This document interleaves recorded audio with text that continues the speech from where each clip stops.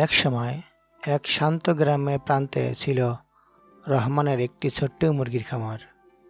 প্রতিদিন ভোরে এসে মুরগিগুলোকে খাবার দিত।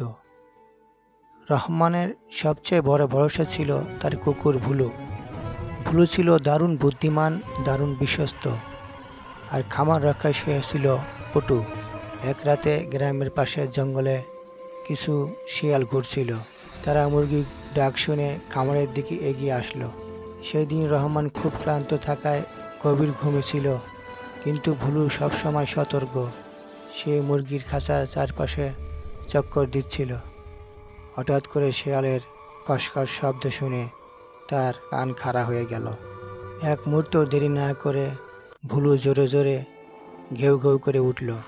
শেয়ালগুলো চমকে গেল, কিন্তু তারা চতুর, তাই ধীরে ধীরে আবার খামারের কাছে আসার চেষ্টা করলো।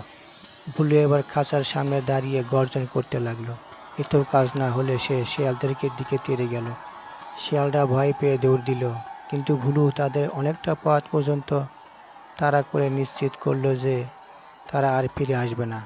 পুরো ঘটনাটি দেখে খামারের মুরগিগুলো নিশ্চিত হলো।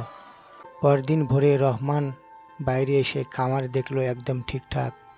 ভুলু ক্লান্ত হয়ে দরজার পাশে বসেছিল। রহমান সব বুঝে তার মাথায় হাত বুলিয়ে দিল। তুই না থাকলে আজ আমি এতগুলো মুরগি হারাতাম।